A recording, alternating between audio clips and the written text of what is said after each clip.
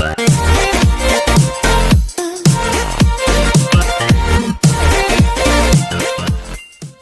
Students, તો હવે આપણે આપણો દ્વિક્રિયાઓનો જે લેક્ચર હતો તે આગળ વધારીએ. તો આગળ આપણે દ્વિક્રિયા વિશેની વ્યાખ્યા અને એના ઉદાહરણ જોઈ ગયા હતા અને એના પછી સમક્રમી દ્વિક્રિયા વિશે માહિતી મેળવી હતી. હવે એમાં પણ આગળ વધીએ કે દ્વિક્રિયામાં જૂથનો નિયમ. તો કોઈ પણ દ્વિક્રિયા જે જૂથના નિયમનું પાલન કરે છે કે નથી કરતું એ આપણે જોવાનું હોય છે. તો એ માટે અહીંયા વ્યાખ્યા છે શું છે? જો જૂથના નિયમ માટે આપણે ખબર છે કે 3 હોવું જોઈએ. જો A star B star C બરાબર A star B star C શાના માટે દરેક ABC બિલોંગ્સ ટુ A, તો દ્વિક્રિયા સ્ટાર A થી A પરનું જૂથના નિયમનું પાલન કરે છે તેમ કહેવાય. એટલે કે A સ્ટાર B એટલે કે પહેલા આપણે A અને B ને આપણે એપ્લાય કરીએ એ વિધેયને, એટલે કે વચ્ચે જો સ્ટાર અહીંયા ક્રિયા છે એની જગ્યાએ પ્લસ માઇનસ કોઈ બી હોઈ શકે. એટલે કે પહેલા A અને B ઉપર આપણે એ ક્રિયા લગાવીએ અને પછી જે જવાબ આવે એને C ને સાથે કરીએ. એ અને પહેલા B અને C ઉપર કરીએ આપણે ક્રિયા અને જે જવાબ આવે એને A સાથે સરખાઈએ મતલબ કે A સાથે દ્વિક્રિયા કરીએ. તો એ બંનેનો જવાબ જો સરખો આવે તો આપણે દ્વિક્રિયા આપણે વ્યાખ્યાયિત કરી છે સ્ટાર કરીને A ક્રોસ A થી A જૂથના નિયમનું પાલન કરે છે એમ કહેવાય. બરાબર? તો એના માટે આપણે અહીં એક એક્ઝામ્પલ જોઈએ, નીચે જુઓ. આવું આપણે આગળ પણ કર્યું હતું. તમે જોયું સંયોજન, વિધેયોનું સંયોજનમાં એમાં શું કર્યું હતું તમને ખબર છે? હું ડાયરેક્ટ લખી દઉં છું. HOGOF બરાબર HOGOF એટલે કે પહેલા તમે હોગ વિધેય શોધો અને પછી F સાથે કરો, અથવા તો તમે પહેલા GOF શોધો પછી S સાથે પછી H ને એપ્લાય કરો, બંનેનો જવાબ સરખો આવે. બરાબર? તો આ એક પ્રકારનો જૂથનો નિયમ જ છે, પરંતુ વિધેયો માટે છે. પણ અહીંયા આપણે દ્વિક્રિયા માટે આવી રીતે કરવું પડશે વ્યાખ્યા પ્રમાણે. તો અહીંયા તમે ઉદાહરણ ઉપર આવી જાઓ, સારી રીતે સમજી શકશો. તો સાબિત કરું કે સરવાળો અને ગુણાકાર R પર જૂથના નિયમનું પાલન કરતી દ્વિક્રિયાઓ છે, પરંતુ બાદબાકી R પર જૂથના નિયમનું પાલન કરતી નથી. ભાગાકાર માટે R સ્ટાર પર જૂથના નિયમનું પાલન કરતું નથી. બરાબર? તો અહીંયા શું કરવાનું? સરવાળો અને ગુણાકાર એ જૂથના નિયમનું પાલન કરે છે, પરંતુ જૂથના નિયમનું પાલન કરવા માટે જે આપણો સ્ટાર આપણે જે બાઇનરી ઓપરેશન છે તો દ્વિક્રિયા છે એને શું હોવું જોઈએ? કોઈ એક સેટ ઉપર ડિફાઇન કરેલું હોવું જોઈએ, વ્યાખ્યાયિત કરેલું હોવું જોઈએ. તો આપણને શું કીધું? સાબિત કર્યું સરવાળો અને ગુણાકાર R પર. તો R પર એટલે કે સરવાળા માટે આપણે વિચારીએ તો સરવાળો માટે પ્લસ કર્યું, R ક્રોસ R થી R ઉપર લીધું. તો એનો મતલબ શું થયું? Plus AB. તો A પ્લસ B વડે વ્યાખ્યાયિત કરવામાં આવે છે. બરાબર? એવી રીતે ગુણાકાર માટે કઈ રીતે કરવામાં આવશે? AB A ગુણ્યા B. તો આપણને ખબર છે કે જૂથના નિયમ માટે સરવાળા માટે જૂથના નિયમનો આપણે અહીંયા વ્યાખ્યા પ્રમાણે જુઓ A star B star C અથવા તો આવી રીતે કરવું જોઈએ. તો અહીંયા કયું વિધેય છે? A પ્લસ B છે. પહેલા સરવાળા માટે કરીએ તો શું કહે છે? A વત્તા B કરીએ પછી સરવાળા C સાથે કરીએ, અથવા તો પહેલા B વત્તા C કરો અને A કરો, એ બંને સરખો આવશે. આપણને ખબર છે. દાખલા તરીકે હું લઈ લઉં A બરાબર 2, B બરાબર 3 અને C બરાબર 4 લઈ લો. તો અહીંયા તમે જુઓ શું થશે? પહેલા 2 વત્તા 3 વત્તા 4 બરાબર 2 વત્તા 3 વત્તા 4. તો આનો જવાબ શું આવશે? 2 3 5 9 આવશે. આનો જવાબ શું આવશે? 3 ને 4 એટલે પહેલા અહીંયા આ લીધું 3 ને 4 7, 7 ને 2 9. તો આ બંને જવાબ સરખા આવે છે, એટલે કે સરવાળો એ જૂથના નિયમનું પાલન કરે છે. એવી રીતે તમે ગુણાકાર માટે પણ કરી શકો છો, જે મેં 2 પ્લસ 3 કર્યું એવી રીતે. તો ગુણાકાર માટે શું થશે? 2 ગુણ્યા 3 પછી ગુણ્યા C એટલે કે અહીંયા 4 છે. એ શું જવાબ આપશે આપણને? 6. આ 6 આવશે. 6 ગુણ્યા 4 એટલે 24. એવી રીતે બીજા માટે અહીંયા કરવું હોય તો અહીંયા આવી જાઓ તો 2 ગુણ્યા 3 ગુણ્યા 4. તો 3 ગુણ્યા 4 કેટલા આવશે? પહેલા શું કરવાનું? જે કૌંસમાં હોય એને આપણે જોવાનું. તો 3 ગુણ્યા 4 12 અને 12 ગુણ્યા 2 એટલે 24 આવી જશે. તો આ બંને સરખા આવી જશે, એટલે કે ગુણાકાર પર જૂથના નિયમનું પાલન કરે છે. ખાલી જૂથના નિયમ માટે આટલું જોવાનું જ છે. અહીંયા કંઈ આપણે જોવાનું નથી કે દ્વિક્રિયા થાય છે કે નથી થતી. અહીંયા આ દ્વિક્રિયા આપેલી જ છે, ખાલી એને જોવાનું છે કે આ દ્વિક્રિયા જૂથના નિયમનું પાલન કરે છે કે નથી કરતું. હવે બાદબાકી પર આવી જઈએ. તો બાદબાકી કરે છે તો આપણને ખબર છે કે બાદબાકી માટે તમે જોઈ શકો છો બાદબાકી કેવી રીતે વ્યાખ્યાયિત થાય? AB A - B અને ભાગાકાર A ભાગ્યા B. તો હવે જૂથના નિયમમાં શું થવું જોઈએ? પહેલા 3 લેવાના, એટલે કે અહીંયા 8 - 5 - 3 લીધા, તો આનો જવાબ શું આવશે? 3 - 3 એટલે 0 આવશે. 8 - 5 એટલે 3 આવશે, પછી 3 - 3 એટલે 0 આવશે. અહીંયા તમે જોઈ શકો છો 5 - 3 એટલે 2 આવશે, પછી શું આવશે? 8 અને 2 એટલે શું આવશે? જવાબ 6 આવશે. તો આ બંને ઇક્વલ થશે નહીં, એટલે કે જૂથના નિયમનું પાલન કરતું નથી. તો બાદબાકી જૂથના નિયમનું પાલન કરતું નથી. એવી રીતે ભાગાકાર માટે આવી જવું, તો 8/5 કરો તો શું આવશે? કંઈક બીજું આવશે, અને ભાગ્યા 3 કરશો તો બી કંઈક અલગ આવશે. એટલે કે 8 અહીંયા ભારે ના લેવું, તો આપણે સાદું સિમ્પલ લઈ લઈએ. 8/4/2 લઈ લઈએ તો શું આવશે? 8/4 એટલે 2 આવશે અહીંયા જવાબ, અને 2/2 એટલે 1 આવશે અહીંયા જવાબ. હવે એવી રીતે અહીંયા વિચારીએ તો અહીંયા શું આવશે? અહીંયા 8 તો એવા ને એવા જ છે. અહીંયા 5 ની જગ્યાએ મેં 4 લીધા છે, અને 4 ની જગ્યાએ 2 લીધા છે, બરાબર? તો શું થશે? પહેલા 4/2 કરવા પડશે, એ તો 2 આવશે, એટલે 8 તો એવા ને એવા, અને 2 12. તો 8/2 શું આવશે? 4 આવશે. તો તમે જોઈ શકો છો અહીંયા 4 જવાબ છે, અને અહીંયા 1 જવાબ છે. આ બંને જવાબ સરખા નથી. તો શું કહી શકાય? ભાગાકાર એ જૂથના નિયમનું પાલન કરતો નથી. 37 નંબરનું ઉદાહરણ જુઓ, એમાં તમને વધારે ખબર પડશે. શું કહે છે? આપણને દ્વિક્રિયા આપેલી છે R × R થી R પરની, અને વિધેય કઈ રીતે ડિફાઇન કર્યું છે? એટલે તો શું કહે? દ્વિક્રિયા કઈ રીતે વ્યાખ્યાયિત કરી છે? A + B વડે. તો જૂથના નિયમનું પાલન કરતી નથી એ જોવાનું છે. તો એના માટે જૂથના નિયમનું પાલન કરતી નથી એવું બતાવવાનું છે. એના માટે કોઈ ઉદાહરણ લઈ લો. અહીંયા મેં શું લીધું છે? 8, 5 અને 3, એટલે કે A, B અને C ની જગ્યાએ શું લીધું છે? 8, 5 અને 3. તો પહેલા મેં અહીં આનું બેનું કર્યું, અને પછી આનું કર્યું, તો જવાબ શું આવે છે? 24. અને પછી શું કર્યું? પહેલા અને બીજામાં શું કર્યું? પાછળના બેનું કર્યું, અને પછી 8નું કર્યું, તો શું આવશે? 11 + 8 30 આવશે. તો તમે જોઈ શકો છો આ બંને સરખા નથી. ઓકે, હવે એક અલગ એની શું કે પ્રોપર્ટી છે કે દ્વિક્રિયા સ્ટાર માટે તટસ્થ ઘટક. હવે તટસ્થ ઘટક વિશે આપણને ખબર છે, પરંતુ એના પહેલા આપણે વ્યાખ્યા જોઈ લઈએ. શું કહે છે? જો આપેલ દ્વિક્રિયા સ્ટાર A × A થી A માટે કોઈ ઘટક E બિલોંગ્સ ટુ A અસ્તિત્વ ધરાવે કે જેથી A * E બરાબર A, E * A થવું જોઈએ, બરાબર? એટલે શું કહે છે? અહીંયા આપણી પાસે કોઈ દ્વિક્રિયા છે A × A થી A પર, તો આપણને એવો element E belongs to A, એટલે કે આ સેટમાં જ હોવો જોઈએ, E બિલોંગ્સ ટુ A મળે, કે જેથી શું થાય? A * E બરાબર E * A. જવાબ શું આવે? A. આપણને ખબર છે તટસ્થ ઘટક શું હોય?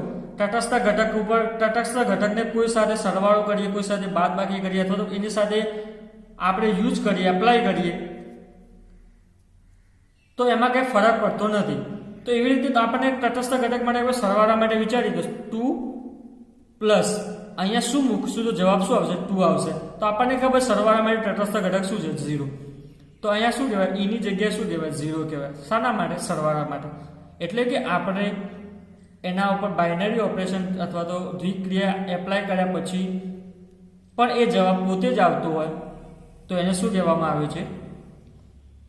તટસ્થ ઘટક. એવી રીતે તમે ગુણાકાર માટે જોઈ શકો છો. 3 ગુણ્યા અહીંયા શું મૂકવું તો જવાબ 1 આવશે, આ 3 આવશે. તો તમને ખબર છે અહીંયા 1 મૂકીએ તો 3 જવાબ આવશે. તો આ 1 ને શું કહેવાય છે? આપણને ખબર જ છે કે સરવાળા માટે તટસ્થ ઘટક છે. ઓકે, તો હવે આમાં આગળ જોઈએ. ઉદાહરણ પર આવી જઈએ. શું કહે છે? સાબિત કરો કે 0 એ R પર સરવાળા માટે તટસ્થ ઘટક છે, અને 1 એ R પર ગુણાકાર માટે તટસ્થ ઘટક છે. તો આપણે આગળ એ તો કરી જ દીધું હાલ હતી, બરાબર? સરવાળા માટે તટસ્થ ઘટક શું છે? 0, અને ગુણાકાર માટે 1 તટસ્થ ઘટક છે. આપણને ખબર છે કેવી રીતે થયું. હવે શું કહે છે કે માઇનસ માટે, એટલે કે દ્વિક્રિયા -R × R થી R, અને ભાગાકાર શું છે? R * થી R * પર R * માટે તટસ્થ ઘટકનું અસ્તિત્વ નથી. એટલે કે કોઈ પણ ઘટક આપણે લઈએ A, અને એના ઉપર બાઇનરી ઓપરેશન આપણે એપ્લાય કરીએ તો A આવે, એટલે કે અહીંયા શું છે? દ્વિક્રિયા માઇનસ. તો અહીંયા આપણે કોઈ એવું ઘટક શોધી નથી શકતા કે એનો જવાબ પોતે લાવે, બરાબર? તો તમે જોઈ શકો છો કે શું કરવાનું છે, આમાં કંઈ કરવાનું નથી. R માં કોઈ પણ ઘટક E નથી, એટલે કે આવો ઘટક કોઈ E નથી કે જેથી શું થાય? A - E અથવા તો E - A, અથવા તો A - E બરાબર A થાય, અથવા તો E - A બરાબર A થાય, બરાબર, એવું આપણને મળતો નથી, કારણ કે અહીંયા કોઈ આપણને એલિમેન્ટ મળતો નથી એવો કે જવાબ આપણને પોતે ને પોતે આપી દે, એટલે કે એ આપી દે. ઓકે. અને પછી હવે આવી જઈએ ભાગાકાર પર. તો ભાગાકારમાં પણ એવું જ થશે. શું છે, આર સ્ટારમાં એવો કોઈ ઘટક ઈ નથી મળતો કે જેથી એ ભાગ્યા ઈ બરાબર ઈ ભાગ્યા એ બરાબર એ થાય. એટલે કે એ ભાગ્યા ઈ કરીએ તો એ જવાબ આવવો જોઈએ. તો આવું ઈ કંઈ મળતો નથી. બરાબર. તો માઇનસ અને ભાગાકાર એ તટસ્થ ઘટક નથી. તમને ખબર છે, અથવા તો તમે જોઈ લો, ઈની જગ્યાએ હું કંઈક મૂકી દઉં, ચલો 1 મૂકી દઈએ તો કદાચ થાય, તો વિચારીએ તો તમે ખબર છે કે ઈ ભાગ્યા એ અને ઈ ભાગ્યા સોરી એ ભાગ્યા ઈ અને ઈ ભાગ્યા એ સરખું આવવું જોઈએ. એ તો આવી શકતું નથી, કારણ કે એ ભાગ્યા 1 કરીએ તો અહીંયા જવાબ શું આવશે, એ આવશે. અને આનું ઉલટું કરીએ તો 1 ભાગ્યા અહીંયા છે, અહીંયા આનું વિચારીએ તો શું આવશે, 1 ભાગ્યા એ આવશે. તો આ પણ કંઈક અલગ આવશે. અહીંયા શું આવ્યું, એ આવ્યું, અને 1 ભાગ્યા એ આવ્યું, તો આ પણ અલગ આવશે. એટલે કે આ બંને સરખા નથી આવતા. પહેલા તો આ બંને સરખા નથી આવતા, તો પછી આગળ તો વાત કરવાની આવતી જ નથી. એટલે તટસ્થ ઘટક મળશે નહીં. હવે એક છેલ્લી એની પ્રોપર્ટી છે, શું છે, વ્યસ્ત સંપન્ન ઘટક. એટલે કે એનો વ્યસ્ત ઘટક અસ્તિત્વ ધરાવે છે કે નથી ધરાવતું એ જોવાનું છે. બરાબર. તો એ માટે શું છે, વ્યાખ્યા પર જઈએ પછી શાંતિથી સમજીએ. શું કહે છે, એમાં એકમ ઘટક ઈ વાળી દ્વિક્રિયા. એકમ ઘટક એટલે આપણે અહીંયા તટસ્થ ઘટક પણ કહી શકીએ છીએ. આગળ જે બનાવ્યા હતા ને તટસ્થ ઘટક, એટલે શું હોવું જોઈએ, કોઈ આપણો જે ગણ આપેલો છે એમાં તટસ્થ ઘટક ઈ વાળી દ્વિક્રિયા, એટલે કે તટસ્થ ઘટક એમાં હોવો જોઈએ પહેલા તો. બરાબર. એ કહે છે ક્યાંથી ક્યાંની દ્વિક્રિયા છે, એ ક્રોસ એથી એ પણ આપેલ છે. જો એમાં એવો ઘટક બી નું અસ્તિત્વ હોય, એવો આપણને સેટ એમાં ગણ એમાં આપણને એવો બી એલિમેન્ટ મળે કે શું થાય, એ સ્ટાર બી અને બી સ્ટાર ઈ, એનો જવાબ શું આવે, તટસ્થ ઘટક આવે. આવું થતું હોય તો એના ઘટક એ, એટલે કે અહીંયા આપણે શું લીધું હતું, આ એ છે એને શું કહેવાય છે, વ્યસ્ત સંપન્ન ઘટક કહેવાય છે. અને આ જે બી મળે છે આપણને એને શું કહેવાય છે, વ્યસ્ત ઘટક કહેવાય છે. બરાબર. અને બી ને એ ઇન્વર્સ વડે દર્શાવવામાં આવે છે, એટલે કે એનો ઇન્વર્સ. તો અહીંયા આપણે શાંતિથી સમજીએ શું કહેવા માંગે છે. તો કોઈ ઘટક આપણે એ લઈ લીધો છે, બરાબર, સ્ટાર. તો આપણને અહીંયા બી એવો મળવો જોઈએ કે જેથી જવાબ ઈ આવે. અને આ ઈ શું છે, તટસ્થ ઘટક છે. જવાબ શું આવવો જોઈએ, ઈ આવવો જોઈએ. તો એવો ઘટક અહીંયા બી મળવો જોઈએ. તો સપોઝ અહીંયા કદાચ બી મળે છે, તો અહીંયા આપણે કહી શકીએ આવું થતું હોય તો આ એ છે એને શું કહેવાય, વ્યસ્ત સંપન્ન ઘટક કહેવાય. વ્યસ્ત સંપન્ન ઘટક એટલે કે એનો ઇન્વર્સ મળે છે, એટલે કે એનું વ્યસ્ત મળે છે. આપણે આગળ પણ જોયું હતું વ્યસ્ત સંપન્ન વિધેયમાં કે જે વિધેયનું આપણને પ્રતિવિધેય મળતું હોય એ વ્યસ્ત વિધેય કહેવાય, તો બી ચાલે. તો પ્રતિવિધેય મળતું હોય તો એ વિધેયને શું કહેવામાં આવે છે, વ્યસ્ત સંપન્ન વિધેય. અહીંયા શું છે, ઘટક છે, તો વ્યસ્ત સંપન્ન ઘટક કહેવામાં આવે છે. અને આ જે આપણે ઘટક બી મળે છે એ બીને શું કહેવામાં આવે છે, એનો વ્યસ્ત કહેવામાં આવે છે. બરાબર. આને સમજવું તો આવી રીતે સમજી શકીએ. જુઓ, એની જગ્યાએ હું 2 લઈ લઉં, 2 લઈ લઉં, અને સ્ટારની જગ્યાએ છે ને હું પ્લસ ઓપરેશન લઈ લઉં. અને જવાબ શું આવવો જોઈએ, આઈડેન્ટિટી, એટલે કે તટસ્થ ઘટક. તટસ્થ ઘટક કોનો હોવો જોઈએ, સરવાળા માટેનો. સરવાળા માટેનો આપણને ખબર છે શું છે, 0. તો હવે તમને ખબર છે, તો અહીંયા શું મૂકશો બીની જગ્યાએ, તો આપણને ખબર છે -2 મૂકીશું તો 2 - 2 બરાબર 0 થશે.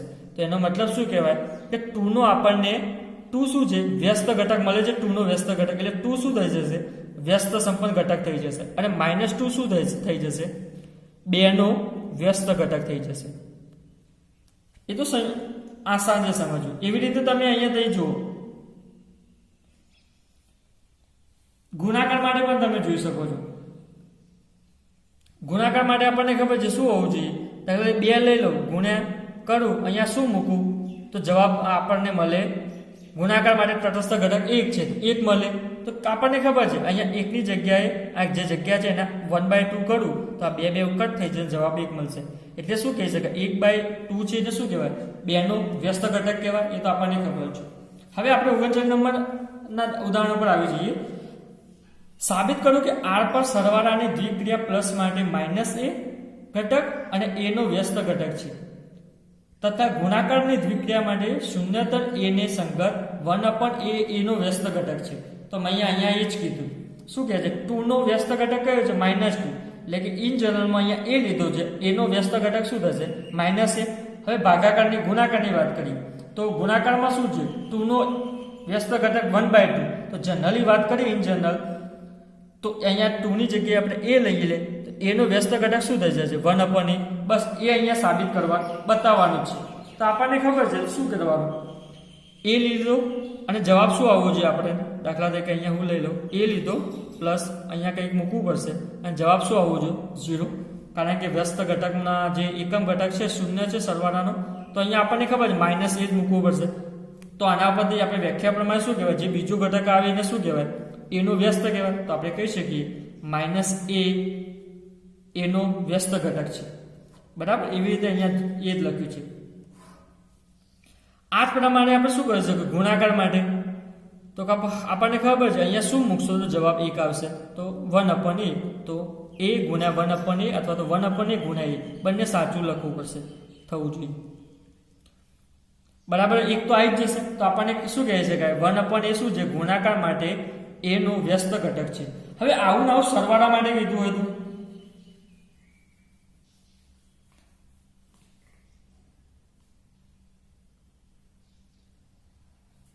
સરવાળા માટે અને n પર કીધું હોય. અહીંયા ઘટક આપણો શું હતો? સેટ ઘન r હતો, પણ n કીધું હોય તો સરવાળા માટે n માટે શું હોવું જોઈએ?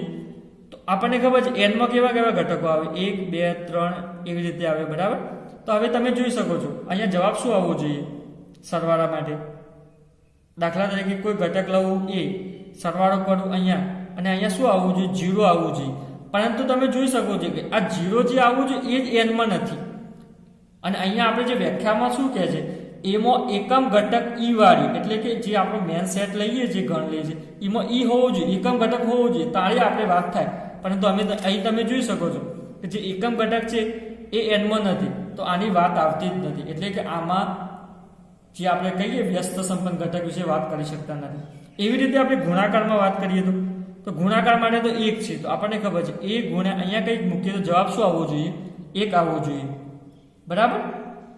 તો આ તો આપણે કરી શકીએ. તો અહીંયા શું આવશે? 1/a આવશે. હવે તમને ખબર છે 1/a શું થઈ જશે? a બરાબર કંઈક 3 હોઈ શકે, 4 હોઈ શકે, 5 હોઈ શકે. બરાબર? તો 1/a શું થઈ જશે? અપૂર્ણાંક સંખ્યાઓ થઈ જશે.